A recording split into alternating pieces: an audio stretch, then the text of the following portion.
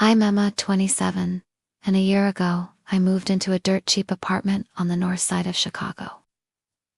It was a third-floor unit in a building that probably hadn't been renovated since the 70s.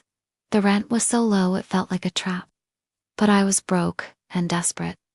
I signed the lease the same day I viewed the place. The moment I stepped inside, I felt ... watched. Not just a creepy vibe, something colder, thicker, like the air itself didn't want me there. I brushed it off, told myself I was tired, paranoid, hungry. All of it. The apartment was small, barely roomed for a bed and a desk. There was a weird, full-length mirror bolted to the wall. Old, cloudy, scratched. I've never liked mirrors. And this one felt ... wrong. I considered covering it with a sheet, but I didn't want to look superstitious. So I left it. The first few days were uneventful. I unpacked, went to work, tried to get settled. But the nights were another story. I started waking up at 3:12 a.m. every single night. No alarm, no noise, just sudden awareness. And always facing the mirror.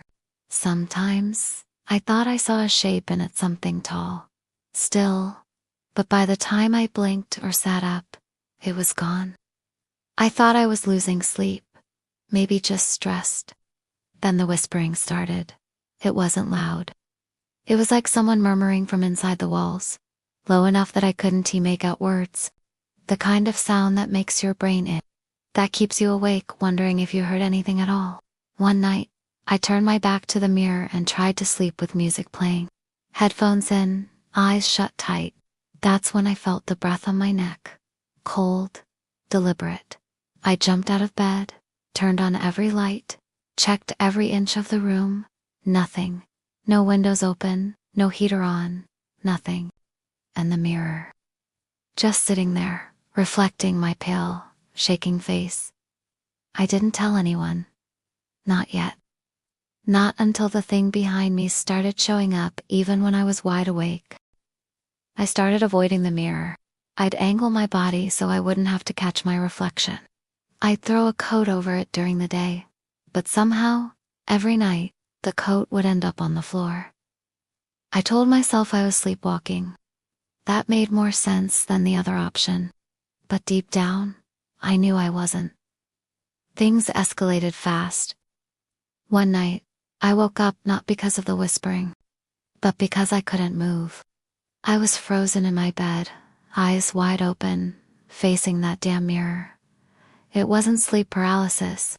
I could feel my fingers twitch, feel my breath catching in my throat, but I couldn't sit up, couldn't scream. In the mirror, I saw movement, slow, deliberate. It wasn't my reflection. This thing, it looked like a person, but not. It had no face. Just ... darkness where a face should have been.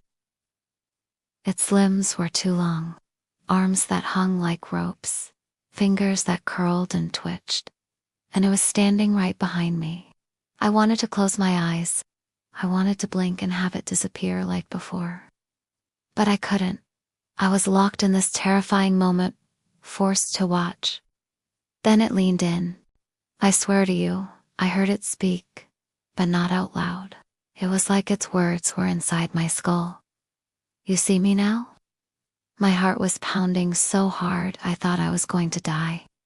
The next thing I remember, I was on the floor, drenched in sweat, sobbing like a child. I didn't sleep the rest of the night. I didn't even sit down. I just stood in the kitchen, lights on, until the sun came up. That morning, I called my mom. I lied and said I'd had nightmares, that I needed a few days away from the city. She didn't ask too many questions. I packed a bag and left that afternoon. But here's the worst part. At my parents' house, in my childhood bedroom, I slept like a rock for 2 nights. No whispers, no shadows, no mirror. On the 3rd night, I was brushing my teeth, looking into the small mirror above the bathroom sink. And behind me, just for a second, I saw it again. Not a shape, not a trick of the light. The thing, the same tall, faceless figure, standing in the hallway just past the bathroom door. It followed me. It wasn't the apartment. It was me. I didn't go back to the apartment right away. I stayed at my parents' place for 2 weeks. Tried to convince myself I was just stressed, hallucinating, maybe even having some kind of breakdown. I Googled sleep disorders, psychosis, mirror phobia, anything that could explain it without using the word ghost. But every time I looked into a reflective surface bathroom mirror, window at night, even my phone's black screen, I felt like something was looking back. Not from the room. From behind me. Then came the night I couldn't avoid. My landlord called. Said I had mail stacking up. I needed to pick it up or he'd throw it out.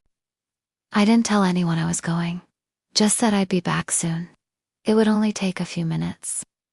I got there just after sunset. The building felt colder than usual. Empty.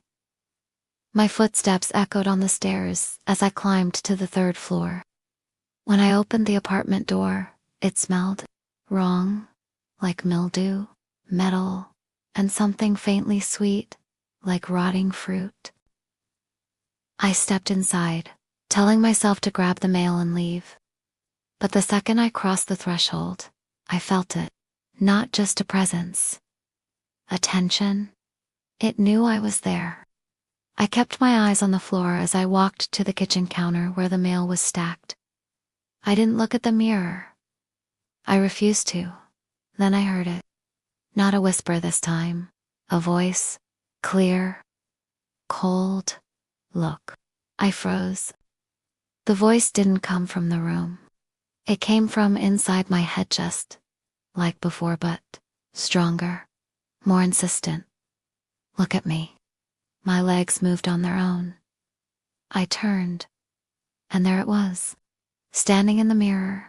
Not behind me in the mirror. It was like the glass was a doorway. The thing stood just on the other side. Tall. Faceless. But this time, it smiled. Not with a mouth. With a feeling. I could feel it. Smile through my bones. The lights in the apartment flickered. The temperature dropped so fast, my breath came out in clouds. My knees gave out. I collapsed to the floor, crawling backward. But the mirror didn't let me go. It rippled. I swear to you, it rippled like water. The surface began to bulge outward. And then I heard scratching.